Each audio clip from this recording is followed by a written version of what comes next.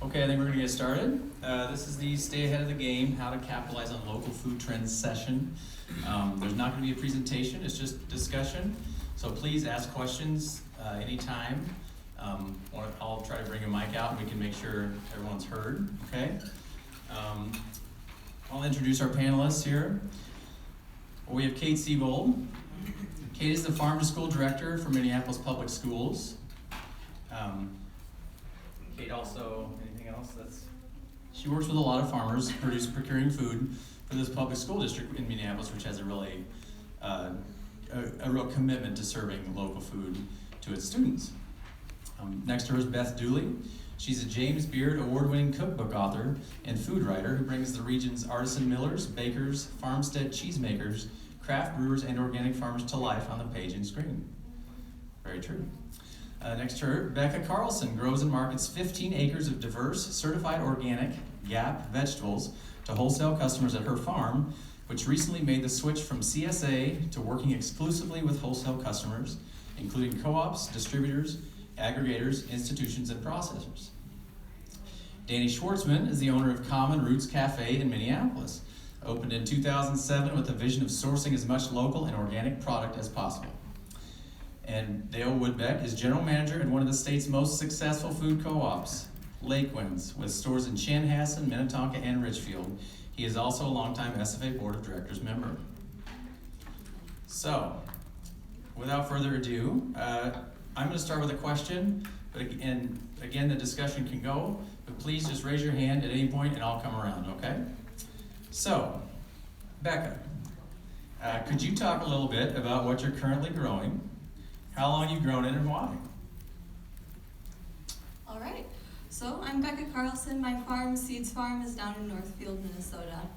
I have, as Jason mentioned, 15 acres of organic vegetables. I have some of my own land, but I also rent 2 additional fields. So I have 1 transitional organic field as well. And we just finished a decade, and we're entering our 11th season. For the first 7 years, we were growing primarily for a CSA, and then also for some wholesale accounts as well. We were just working with some of the colleges in Northfield, St. Olaf, and Carleton. And as a single person with a seasonal crew, I felt that I was split too thin, that I was trying hard to satisfy my CSA customers while also trying to satisfy my wholesale customers. And I knew that I wanted to focus on one or the other. I also knew that I needed my business to grow. And at a time where I felt that the CSA market was maybe reaching saturation, at least in my community, I decided to go the wholesale route. So with that change, I went from growing 40 different crops to now, this next season, I'll be growing 15 crops. And that really allowed us to focus on the crops that we were growing. I felt a lot more confident in the quality that we were growing. I felt a lot more comfortable selling and putting my face and name on the stuff that we were giving our customers. And I think our quality really increased as well. It also helped us focus what we were going to say yes to, but also what we were going to say no to. And we really started growing crops that made sense for us on our farm, in our soil, with our equipment, and for our customers. So some of the customers that we work with, we sell to Lake Winds in partnership with another farming partner in Northfield, so we're able to, when I'm short on zucchini, the other farm might be long on zucchini, and so what that means is we're able to offer zucchini more consistently and reliably. I also sell to Kate at the Minneapolis Public School Program, and actually working with Kate and the Minneapolis Public Schools really helped my farm make that transition, because they really helped us imagine what a wholesale relationship could look like, growing at scale and meeting different price points. They really also helped us with our food safety program. I sell to food hubs like the Good Acre and Shared Ground. I sell to distributors like Russ Davis and Alberts and Bix. We sell to a lot of cafeterias like Bon Appetit accounts at corporate headquarters, but also at colleges and universities. And I feel like I should pass the mic on at this point, but when I first started thinking about what makes these relationships possible, it is constant communication and making sure that it is a win-win relationship. If I like growing a crop, it's not going to be successful unless it's a crop that works well for my customer, and not the idea of pushing our products on customers, but really listening to what our customers want, how they're going to use them, and how we can work together to make it work for both of us in the fields and in the kitchens. So you sell to Lake Winds. How did that relationship happen? How did it come about? Yeah, that's actually an interesting story. There was another farmer in Wisconsin that decided to move on from farming, and they were, at the time, serving the Lake Winds co-ops. When they left farming, another farm in Northfield and I purchased those contracts from this farmer in Wisconsin, and in close communication with the co-ops, we're able to transfer those crops and those contracts in those quantities. So it was a really great opportunity for us. The co-ops, especially the Lake Winds co-ops, are a really great customer, and their commitment is really deep and genuine. And for us to go from zero participation in the co-ops to where we were at in the first year was a great opportunity. Okay, Dale, so how have you been able to first locate farmers like Becca, who can deliver the items you need that your customers are demanding, and then work with them to build a sustainable relationship that ensures a fair price for Becca and one that you can handle in the co-op? Yeah, I would echo what Becca said. First, I kind of want your job. That sounds marvelous. Yeah. All of the customers and the stuff you're doing, and it's good work. But it's a relationship business.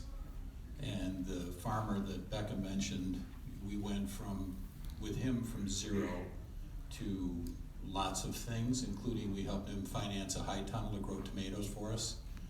And part of the deal was that we fronted the money and then structured something so that we got paid back essentially in tomatoes or something off the cost of goods.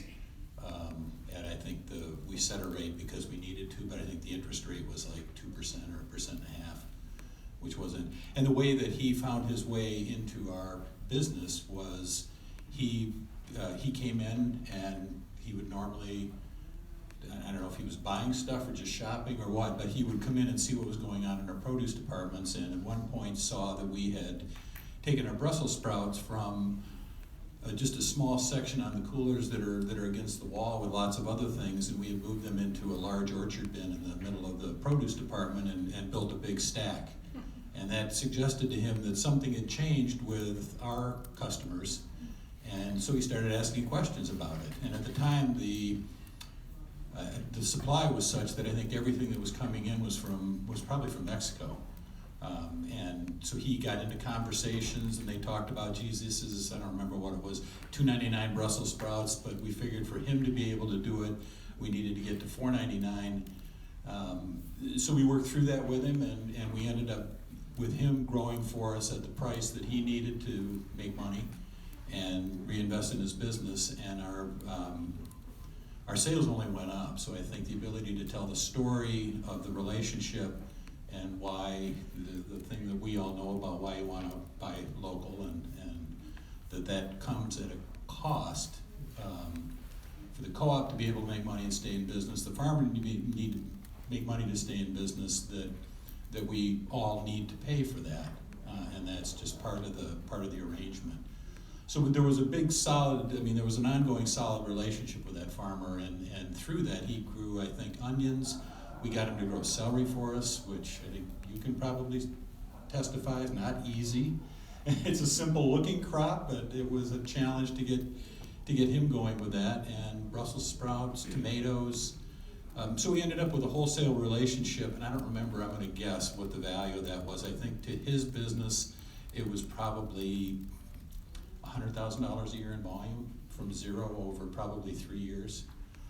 But what I'll go back to is that it was the curiosity on his part to be noticing what we were doing and not doing, and moving on and not moving on, starting the conversations and building a relationship that ended up working for him. And then when he decided that enough was enough, that he found Becca and the other farmer in Northfield to transfer that business. Super helpful for us that he maintained that relationship right through the end, because if he had just stopped growing and hadn't, even if he'd given us some notice, it would have been, it would have caused some panic. It's in season, we deal with so many products and so many farms that any disruption, even if we know about it what it does is it drives us back into the hands of the distributors who are selling stuff that's coming from California or Arizona or Mexico, depending on the season. And that we know we need to do that to some extent, but we want to try to keep moving away from that into helping with season extension, deep winter greenhouses, and some of the indoor farming things that are happening that allow us to have local products for more of the year. And maybe I'll stop there.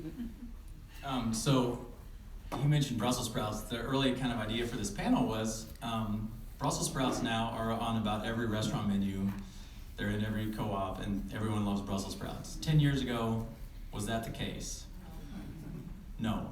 So we want all these wonderful Brussels sprouts, but we have to have farmers who can produce them, right? And that doesn't just happen like this. So Danny, maybe we can go to you. Let's say that you're noticing trends, things that people are asking for. Your chefs are saying, "Hey, I want to make this," and you're committed to shopping, to getting locally. How have you navigated some of those relationships, building and just being able to get the products that you want? Yeah, so I think our restaurant is a little atypical in that we try not to just follow trends. So maybe I should have entered that panel. But I think, we do actually, we get customer requests for things. So like some of the things I think are shocking waves of things where suddenly everyone wants oat milk.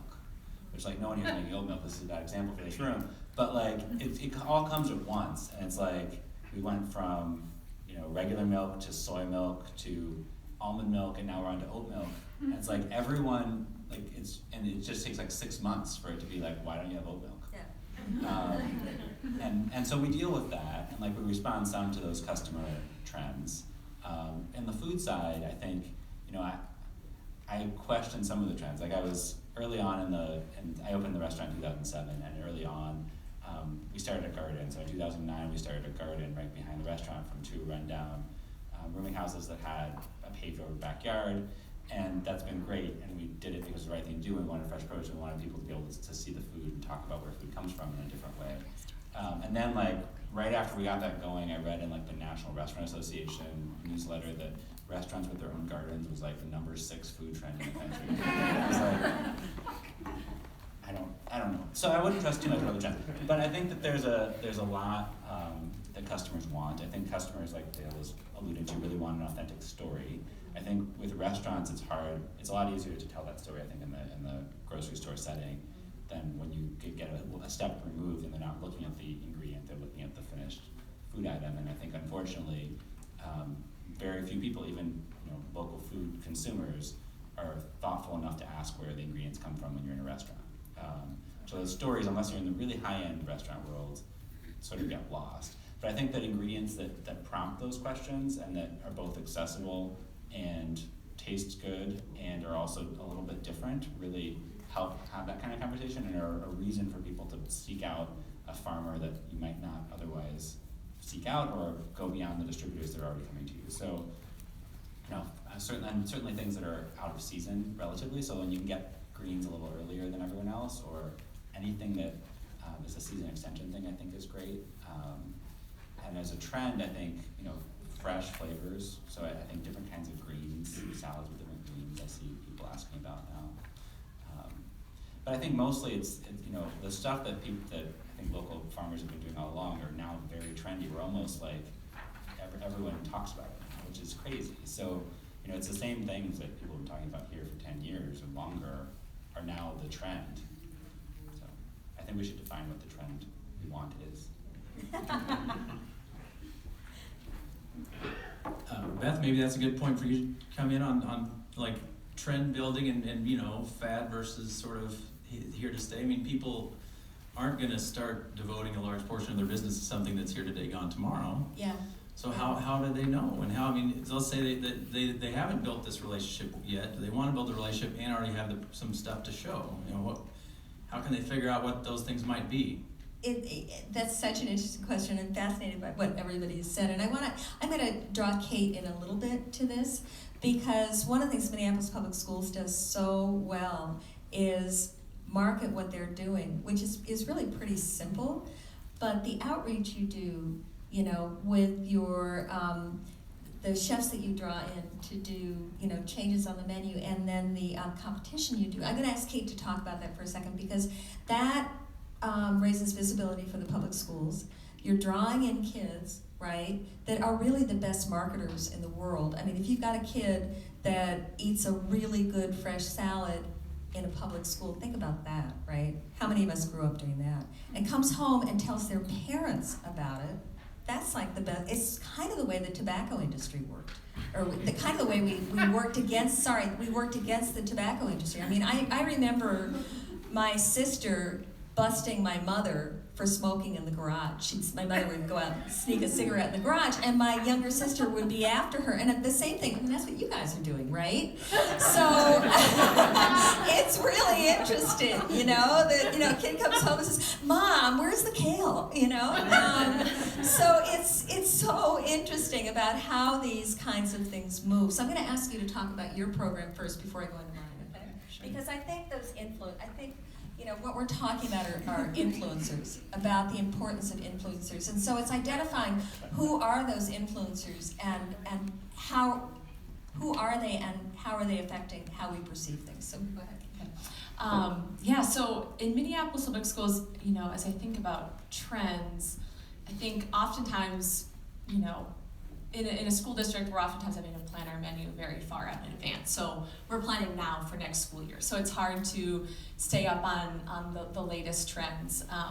But I think our trends are shaped a lot by our customers, who are our students. And I think a great example, I'm thinking about Brussels sprouts, is when we first served Brussels sprouts, which our Brussels sprout grower for this year is sitting right in front of me. We put it on just our high school menu because we were like, we're gonna see how this goes over. And we served it a couple times and it went well, but I had staff and parents asking, like, why aren't we serving these at the elementary schools? Like, my elementary kids want this. And my reaction was like, fantastic, I can buy more Brussels sprouts. But we did it kind of out of caution of like, how will this go over? And really it's the students that drive saying like, yeah, we want these, or our staff saying our students are asking for it.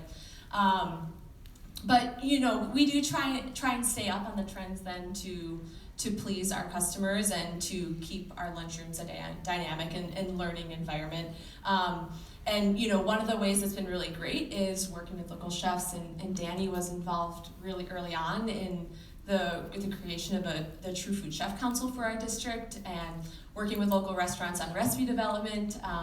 And we've continued, every year we do a junior and chef competition where our middle schoolers get paired with local chefs to come up with a new recipe, and that recipe gets added to the menu. And so the recipes that have come out of that in creation with our students and local chefs who are really active in our community is a great way for us to be keeping up with the trends in our menu, and then it's my job to think about how can we add that in our menu in a way that aligns with our growing season, and think about what items we can be sourcing locally from the farms we work with. No, I was going to say, so, I mean, what we're hearing right here is it's really about those relationships, you know, and it doesn't matter what's happening in the blogosphere, frankly, I think, anyway. I mean, there are some influencers that will direct people, but they don't last very long, like oat milk, right? Oat milk's not going to be around for, I mean, it will still be in the markets, you'll still see it on the menu, but it's not going to be people coming in demanding where the oat milk is. And it's interesting because we've seen that when things are on trend, they then just become the norm too. You know, so local was sort of a hot button. Now if you go into a restaurant and somebody is shouting that they're local, I almost don't want to believe them, because it should be local. The expectation when you go into a high-end restaurant is that the food's going to be local, because if it's going to taste good, it has to be. So, I mean, we're seeing things that were once on trend become a norm.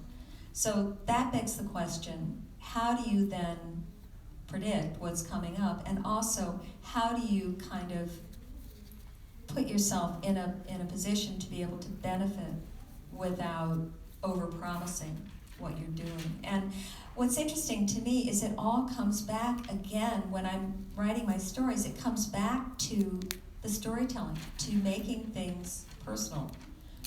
And that's where I'm seeing the stickiness with anything that's been successful and that lasts, and also being able to respond to the marketplace. What our CSA grower, I think is fabulous, it's Burning River Farm, is now changing to simply a market model where you buy your CSA share in advance, and rather than him putting together a box, you go to one of the markets where he's selling, and you just keep swiping your card and getting whatever you want, and then he sells direct. So we're seeing things that were once, really successful, those models maybe not working so well anymore for the customers, and that farmer then responding to what the market demands. So.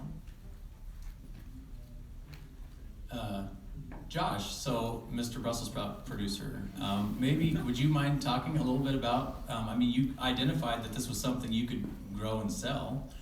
You haven't always grown it, I assume, and now you grow a lot of it. How did that kind of happen? Sure, thanks. The Brussels sprouts I came into sort of by accident. And like Becca, I was doing a combination of CSA and wholesale for a while. And like Becca, just recently I've decided to go wholesale only for my model to simplify life a little bit. But when I started out, I went to the St. Peter Food Co-op. I'm just a few minutes from there. And they continue to be probably my #1 account. And I went to their produce buyer at the time, who I kind of knew. Our moms were friends. And I said, hey, I'm this new farmer. Can I develop a relationship with the co-op? And he said, well, I'll buy a few things from you, but if you certify organic, you'll be one of my main growers going forward. And so that was an indication of right away developing that buyer relationship and listening to the needs of the customer. So I decided to certify organic. And one of the first things he was like, well, what do you think about Brussels sprouts? And so I said, well, I'll give it a try. And our soil turned out to be well suited for brassicas. So I wasn't really ahead of any trend. I just happened to fall into Brussels sprouts. And once I developed a wholesale level production with Brussels sprouts, I decided to start to look for other accounts like the school district, and that has so far been a fantastic relationship. So sometimes the trends find you. Yeah. Yeah, I want to say something on trends, in that I had a customer come to me this last spring saying, hey, would you grow this unique variety of butternut squash? And it actually was a large amount, and I took a calculated risk, and I grew this large quantity of this unique butternut squash for them. And that was my foot in the door that has turned and blossomed into what is on track to be a really great relationship. And again, that's an example of some opportunity that fell into my lap. But the idea of putting yourself out there and thinking of it as an entrance into building a greater relationship could be a technique that, I mean, obviously you don't want to convert your whole farm to a trend or to this unique variety of winter squash, but it definitely can be a strong component of a diverse farm. So calculated risk now and then is maybe a good idea, right? Can pay off. Does anyone have, okay. Come back here then.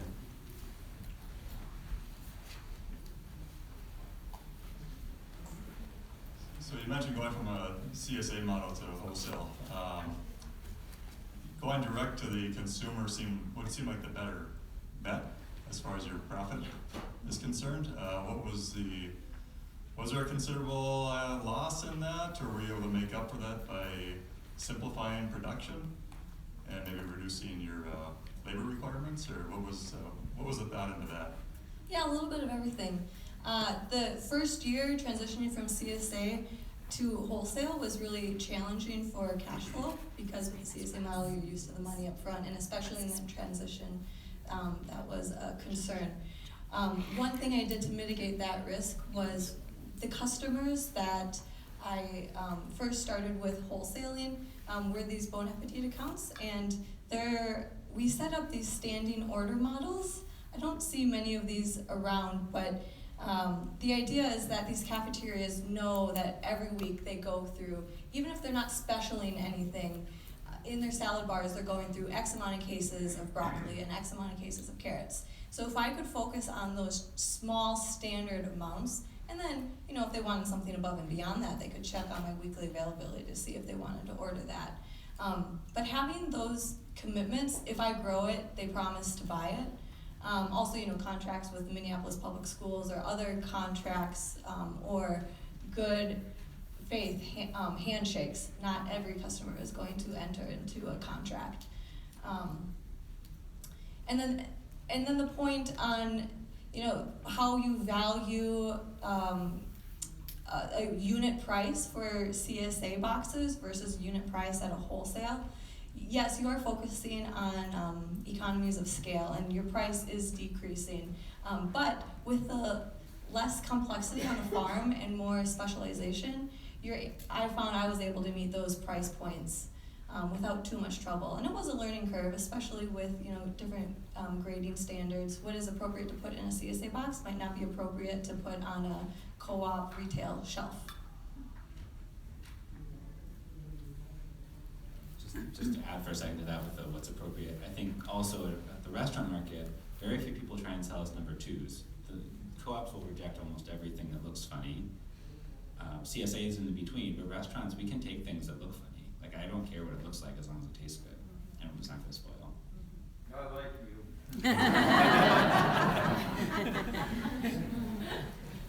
I have a lot of questions. How many can I ask? Fire away.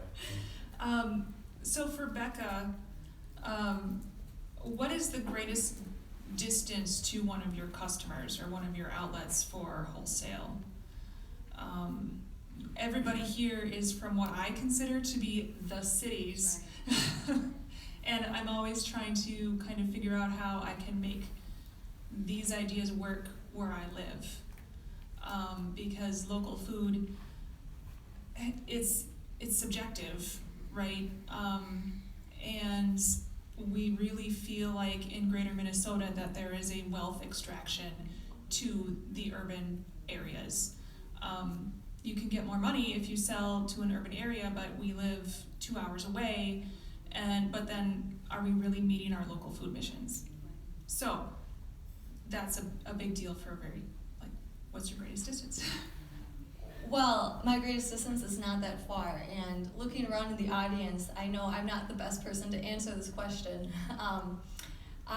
Living in Northfield, the greatest distance I will go is an hour's drive, mostly north. I don't really even go south. But if anyone in the audience or anyone else at the table has something to say, I would defer to you.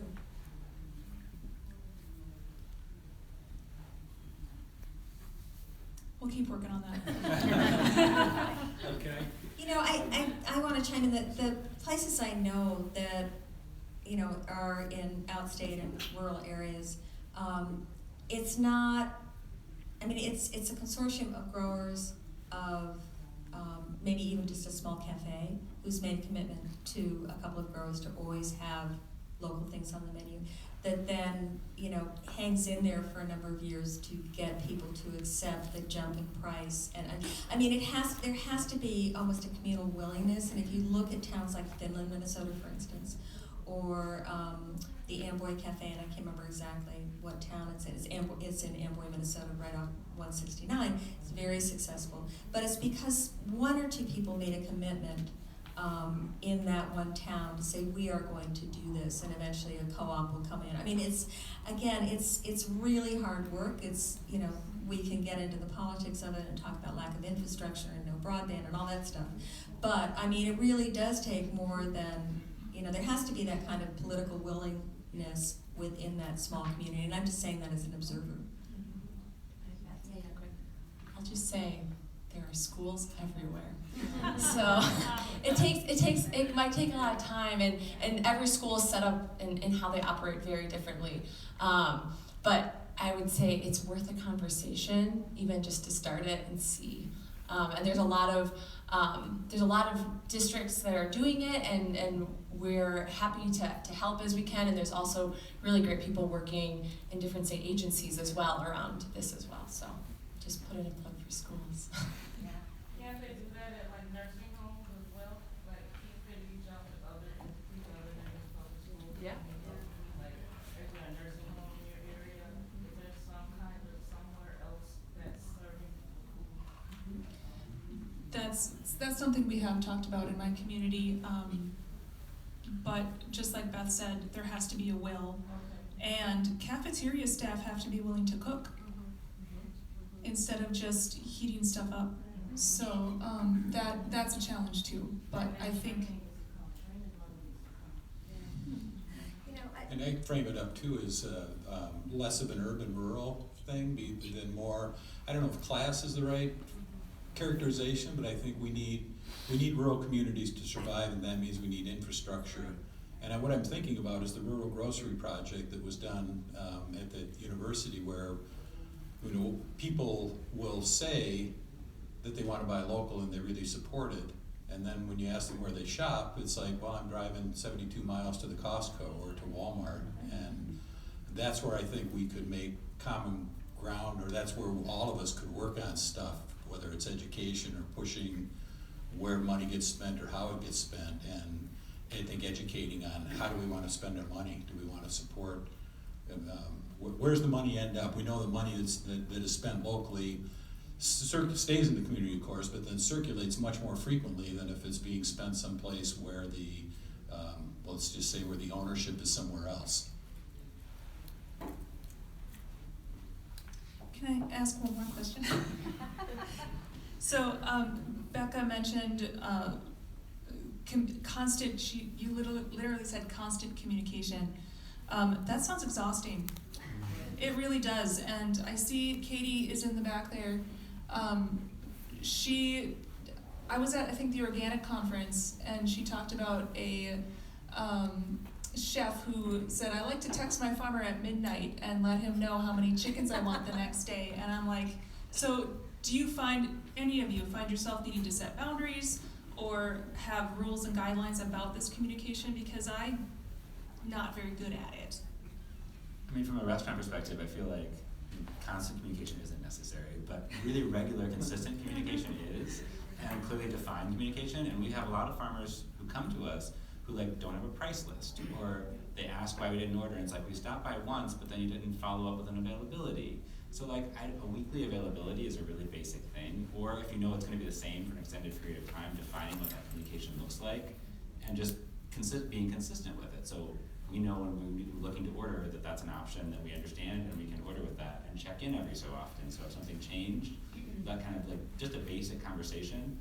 For me, the pricing, I know that's intimidating for a lot of people. I'm happy to talk with people about pricing and give a sense of what we're paying other people, what we're seeing in the market. what works for you and what doesn't, and how we figure that out. But we need to know basics about availability, or we can't even talk about that. So like it's not like never-ending communication for me.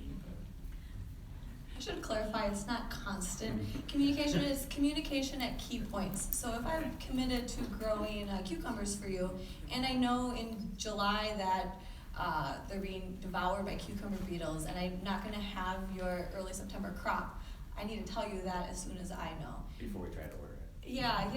And then, I try to do all my key communicating in the winter when I have all the time, so I can really go on autopilot during the season and then just keep up to date with those important updates. And then knowing your customer and knowing their style of each different individual customer, how often they want to communicate with. Just, sorry, following up on what you just said, is that cool? Just in terms of the communication piece, when you were working, when you were communicating with all of these different CSA customers versus these wholesale accounts, how did that affect your workload with regards to communication? It was a great quality of life decision. Having fewer people that I had to communicate with.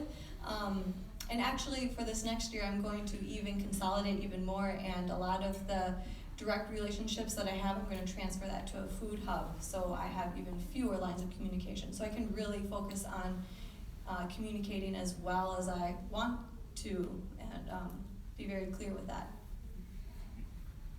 I'm just going to mention really quickly, I'm going to put a plug in for the next session time, and we can keep talking about this here too, but the next session there will be myself and Katie Meyer from Redfood in the back and someone from Lake Winds talking about diversifying specifically with wholesale and retail. And so we're going to spend a lot of time talking about, from a buyer perspective, kind of expectations around communication and other things. So just if you're interested, it's called...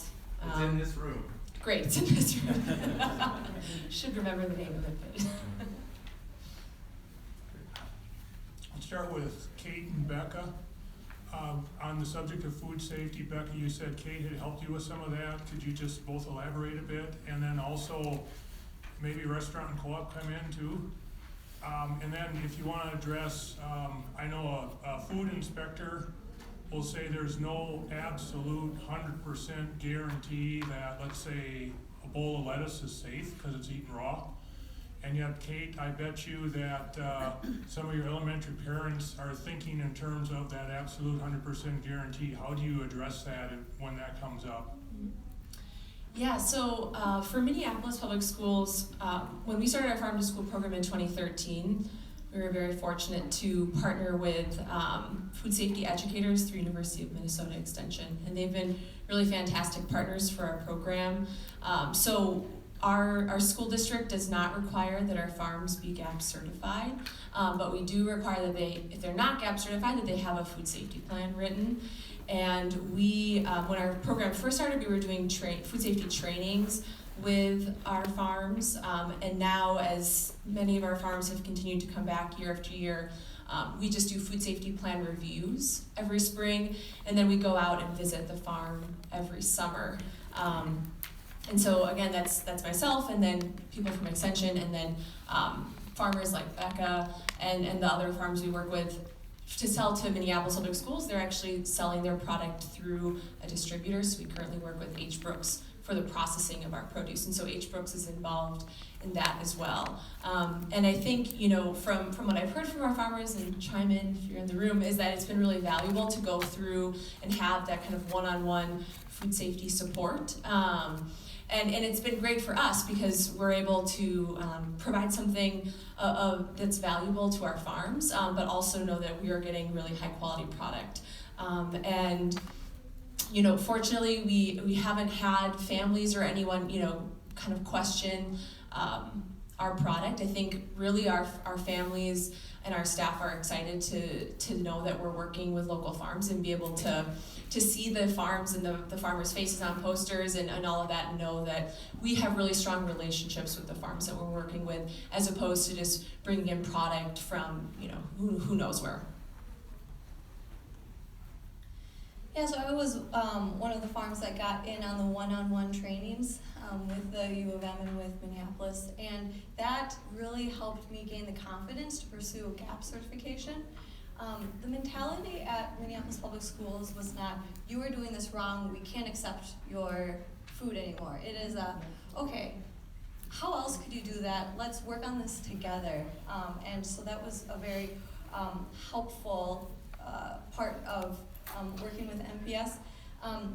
Not many of my customers require a GAP certification, but I do notice that when I'm talking to a potential new customer, if they hear me say that I am GAP certified, they'll listen with more interest. And it just gives a lot more credibility. I know there's a session, next session on produce safety, practice and experience. And so I'm sure there'll be a lot more talking about food safety there. But I also noticed that once we did become GAP certified, my crew really enjoyed it. I thought at first they were going to resist because it's so much more paperwork and blah, blah, blah, blah, so much more work on top of a heavy workload. But they really enjoyed the structure that it provided. And it's all really obvious stuff. It's all things that we should be doing, and we all can get behind healthy food for our customers. So, yeah. Being somebody who just grows at home right now, but sees their friends being so holistic and healers and herbalists and making their own soap and everything. As a communicator, I want to know where they're getting their lavender from. Are they having it shipped to their house? Because I'm just this lady who grows stuff in her front yard and keeps trying to get my friends mint and anything out of there. So, like, I really want to know what they use, where they're ordering it from, let them know I can grow it for them. Trying to figure out how I move from my front yard, being here knowing that now I can have a plan and some customers, and then maybe approach somebody and say, hey, I have these people and this is what they want, and now I need a place other than my front yard. And then to be somebody who's working to pay their rent all the time, I can't figure out like how I take this bundle of stuff I picked out my yard and pay my rent. I'm looking at y'all all like, how did you live but yet sell something you picked out your plot? When did you get to jump the fence to freedom? Or do you ever? But I want to do something, so I gotta start somewhere. That's a really big question. Thank you for asking it, because I mean that's at the heart of what we're talking about here, right? How do you start building a relationship? For someone who's just starting, what's your advice? Anybody in the room can answer this.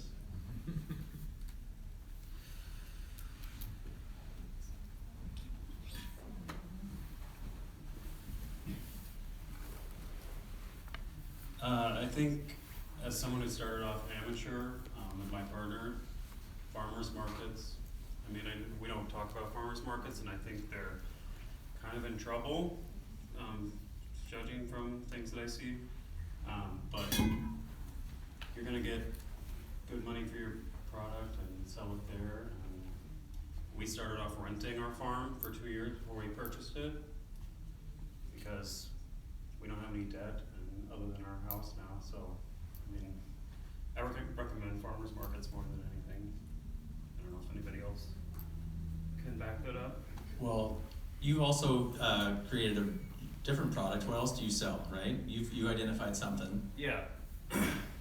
We sell pan breads at farmers markets and wholesale to farm to school, to restaurants and farmers markets. And we buy local grain and local ingredients and grind it fresh, which is really on trend right now. And that keeps us afloat year round. And it's hard to grow anything other than the 3 or 4 months of the summer up here. So if you can come up with don't put all your eggs in one basket. Recommend, have a backup, because anything you grow can die like that, but I can always make a loaf of bread to sell as a backup, so. Was there something to add to that over here? Just a little bit. You know, kind of in the same boat with my family. We want to make that jump, and how to do it is the big question. You know, educating yourself, reading a lot. I read the book Joel Salatin, You Can Farm. There's a lot of good information in there. A lot of it's just reducing, you know, your cost of living, get to the bare minimum, and just starting with what you have. And then from there, you know, like you said, if you start selling to your friends and family, use that as your base, you know, and start expanding from there then. And maybe eventually you'll be able to make that jump to it full time, but I think it's a high risk, but I'm in the same position. Use your resources, you have to be very creative, but you know, you see it seems like you have identified needs and you have the ability to do it, so just kind of but there's a lot of risk and you gotta be careful. I think staying away from debt is a big key in that as well. Definitely always pouring, you know, I'm in debt. I'm in debt from the start, so it's like, I might get out of it, stay out of it, something. I have a question for the panel, I guess specifically for the buyers on the panel. Have you had, or how open are you to farmers bringing forth like new interesting products? Because it sounds like with the Brussels sprouts, it sounds like the market kind of pushed the farmers. Is that exciting to you? Is that like, oh, now this farmer's trying to push this weird colored something or other? Like, what on the scale of helpful, like, is it cool we're trying to create our own markets, or is it just like a pain in the butt? I mean, I think it's always helpful to have farmers bring new things in. I mean, we change the menu at least every 2 or 3 months, so, and we do specials beyond that, so like we think about new things. And the reality for us is all the basics that you can get in Minnesota, we have from local farmers right now. So, I mean, that's not true at every restaurant. I think that's true at very few restaurants, but for us, it's, you know, if we're switching if we're buying carrots from you, we're not buying carrots from someone else. So if it's a new product, that's great, because we're always trying to find something else. I think not to just rely on that, and like, I think sometimes people come and pitch something that's new, and like, it's a pressured conversation, you have limited time with someone to sell what you're selling. Like, it's helpful to ask people, like, are there other things you're looking for, or like, just, if you get someone and you're able to talk with someone, just say like, are you looking for other things, or, you know, because obviously there's a long list of things you could sell me that you probably didn't tell me about when you're telling me about the crazy new thing you're trying. So, I mean, just trying to have more of a conversation if you get someone who is willing to talk, I think is important. But I love trying new things and hearing people bring new things and bring samples. And I'm just going to put the buyer, you know, consumers or the cook spin on that. You know, one of the things that Danny does really well and that Lakeland's does really well is it doesn't just stop with putting something new on the menu. And my guess is that when you're buying and you have your buyers making those things, you know a little bit about the backstory. You know, I mean, when I go into a co-op as a shopper and I'm looking at a new variety of carrots, usually the produce guy can tell me about that new variety. Why is it that color? Where is it coming from? And why are these blueberries that much different looking or that much better tasting? And so I know that there's been some work between the farmer and whoever's making that buying decision to communicate that to the end users. So it's a value chain all along. It doesn't just stop with, you know, I got a really good deal on this, or this is a new thing, but so what, right? It needs the backstory. You need to help whoever your buyer is communicate the benefit of that to whoever that customer is going to be. And that happens with the schools too, right? So, Jamie, I'll follow up to the previous question.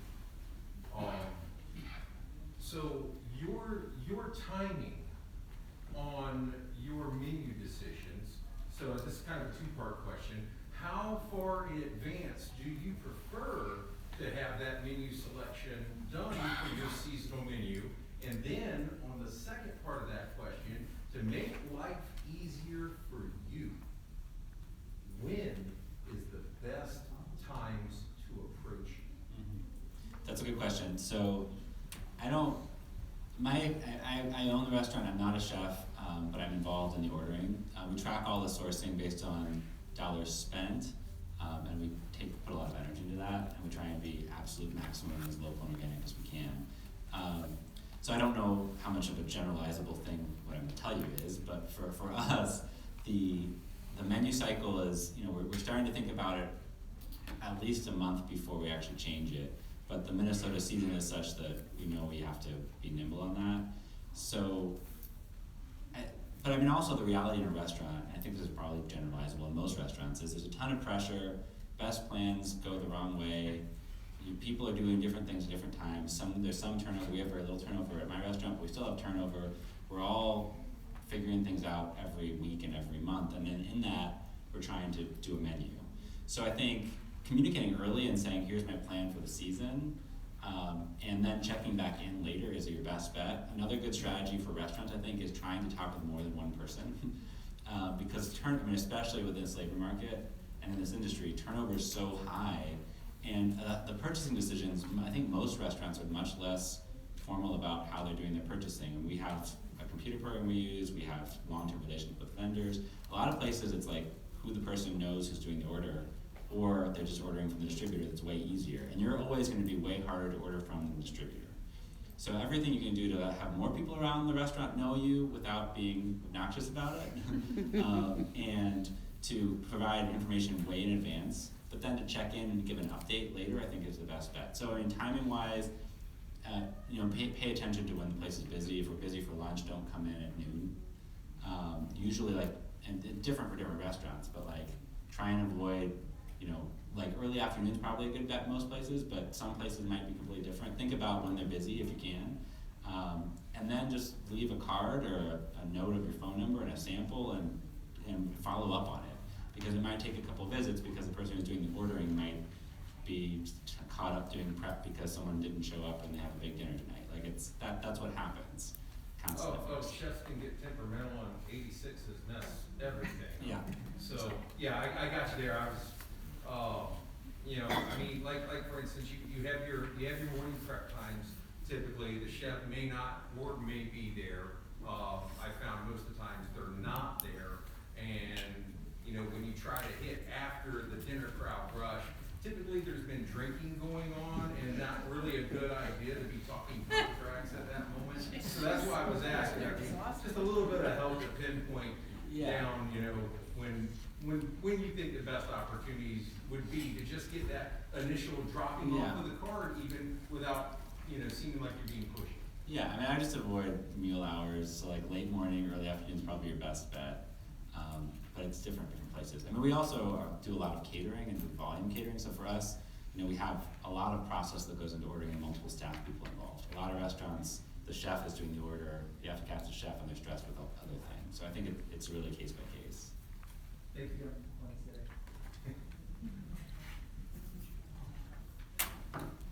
Just a question about the farm to school. It's a great concept knowing what is the other alternative as far as what kids are eating in school. And the program ends up being a great resource for the grower as an outlet for their food. But how does the school district sit there and go about figuring out what the kids are gonna actually eat? So it's not just a benefit for the grower, it's a benefit for the kids as well, and the great produce that they're growing doesn't just end up as pig food as waste because none of the kids are actually want to eat it. Yeah, that's a good question. There's certainly, I think it's always a bit of a guessing game for our staff, right? Of any time we serve anything, how much will the students take it? What we've found is it really helps to offer our students choice. So, we have salad bars in all our schools, and I can put 3 or 4 different farm to school items on it at a time. And so it means we're maybe buying a smaller amount of that individual item, but then we're exposing our students to multiple different items and encouraging them to choose the one that they want to have for that lunch, which helps us reduce food waste. But also, we just try to continue to offer them opportunities to try it over time. So maybe they take it the first time and maybe they don't take it the first time we serve it, and then maybe the second time they try it and they're not so sure, but we keep serving it, and cycling through it so that hopefully over time maybe they build up an opportunity to try it and change their mind. I think overall though, we try and take the approach that there are not kid foods. We will serve our students everything, and we find that all our students have incredibly different taste preferences.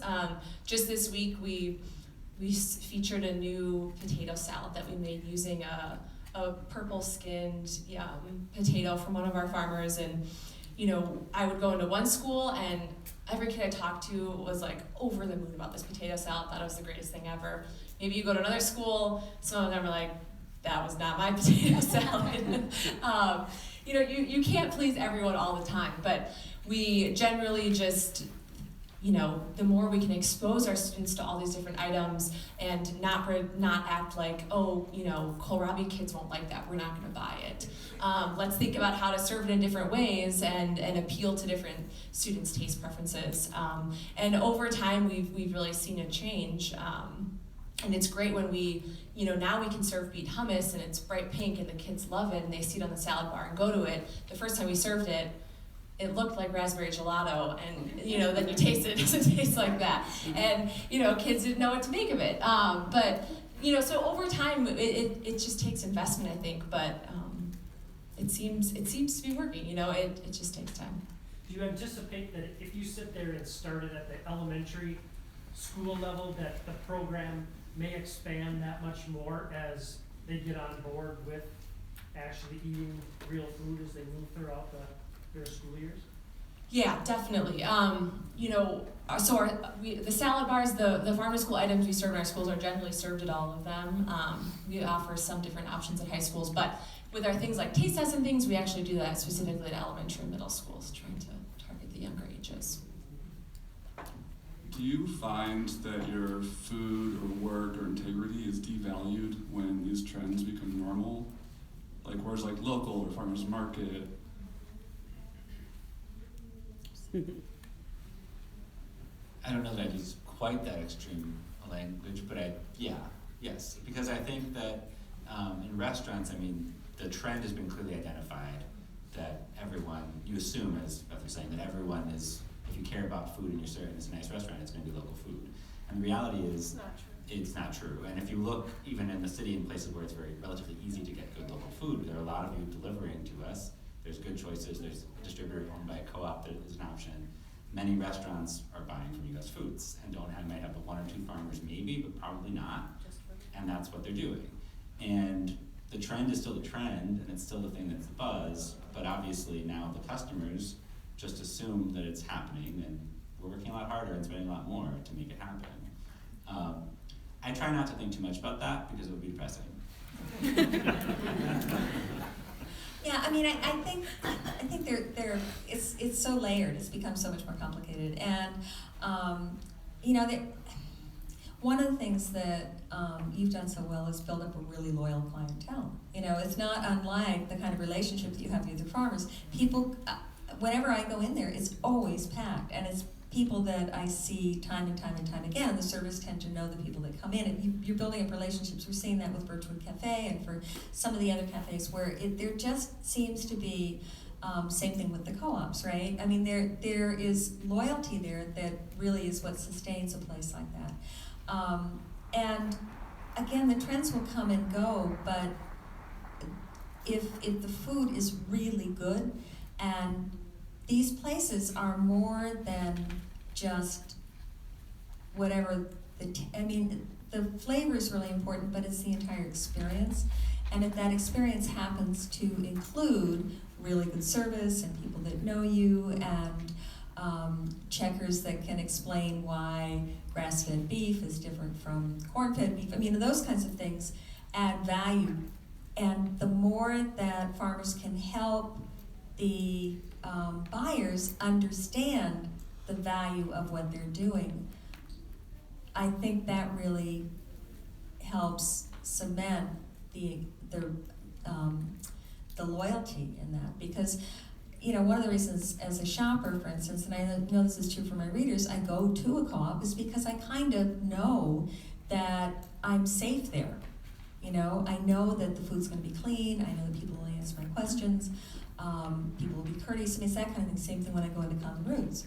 So it goes beyond just the item itself, just with the consumable, it goes into the entire experience, and having the farmer be a part of that experience, I think, is another value that you're adding to your end buyer. I'll add to that. I'm gonna kvetch for a minute and then I'll go positive. So as I think of your question, I think back in the day, most co-ops started calling themselves natural food co-ops, and we would complain amongst ourselves a lot as natural became a co-opted thing, not in the cooperative sense, but not in the negative sense. And I feel maybe the same thing has come from organic.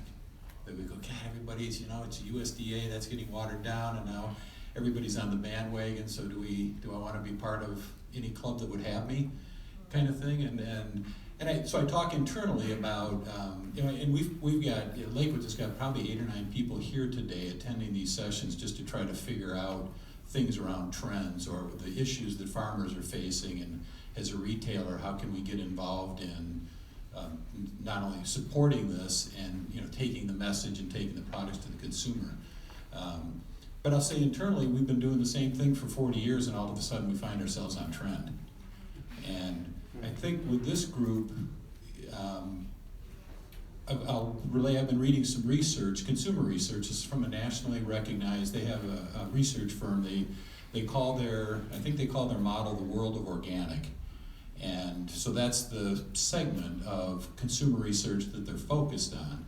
And what they're finding, so in the way that they divide the affinity or the affiliation to these terms is that about 13% is what they would call the core shopper. So early adopters, people that go all in early, and these are the people that years ago started buying and supporting organic.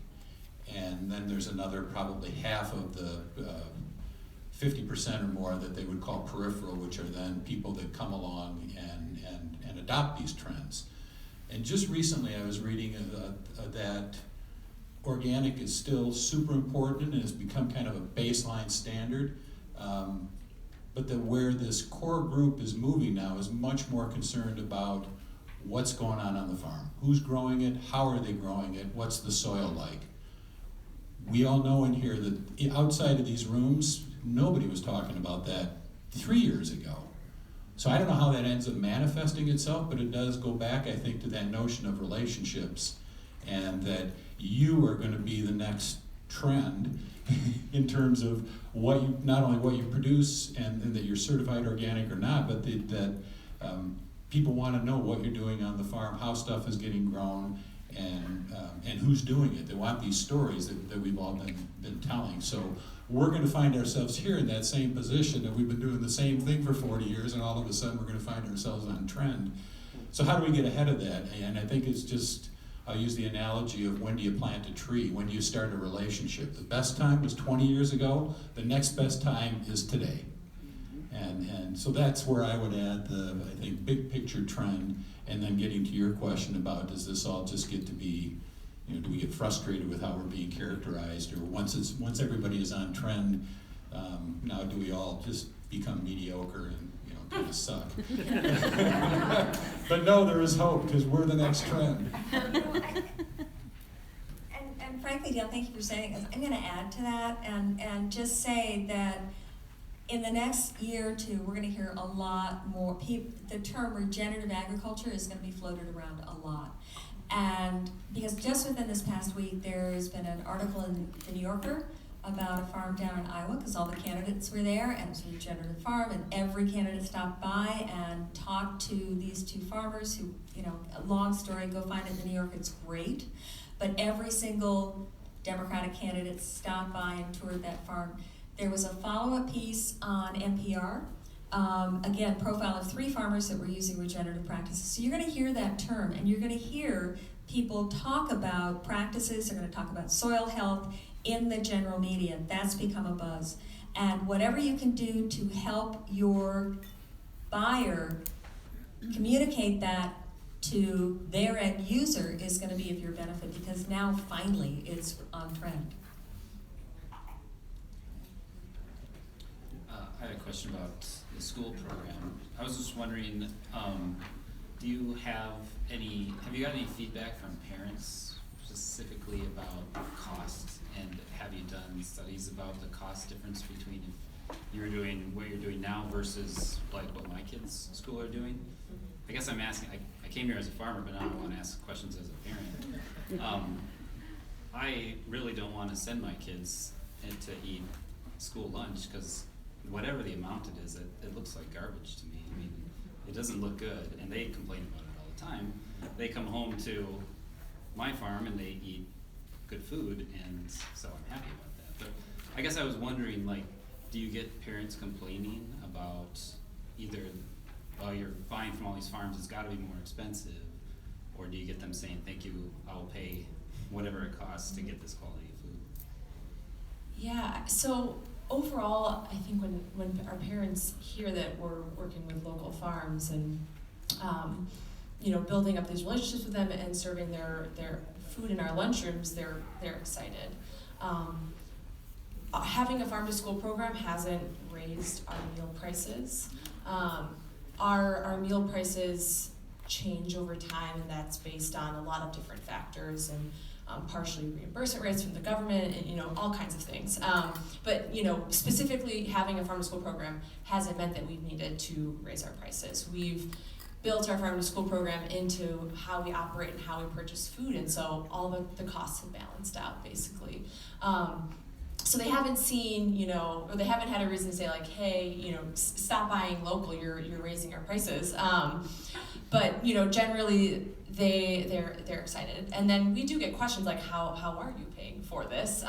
More out of curiosity, and it really comes down to balance. And I think, one of the things we say is one, it's a value that we hold, and we are educators in our lunchrooms to our students, and so that alone is reason to do it. But also, the products that we buy from our farms aren't necessarily always more expensive or that different from other products that we could be buying elsewhere. And we really invest in doing more scratch cooking, and we're building our capability to do that in schools. And when we do that, we're able to buy more product whole rather than having it be processed. And so the more we can do that, that also lowers the price of our overall food costs. So I think we've got just a couple more minutes. Any final thoughts from anybody here? Becca, you haven't said anything lately?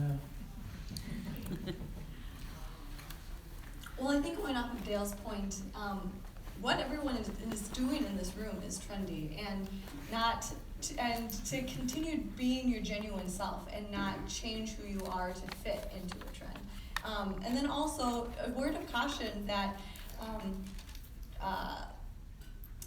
not to invest in, growing Brussels sprouts just because it's trendy, but really understanding if that's the right crop to grow for you. And then also thinking about having backup customers. So I'm growing Brussels sprouts for you, but if you don't buy as much as you want, or as you think you can, or if you go out of business, I have someone else, or I have other markets built in to absorb that. So just being cautious. All right, I think we gotta get out of here. Have a round of applause for our panel.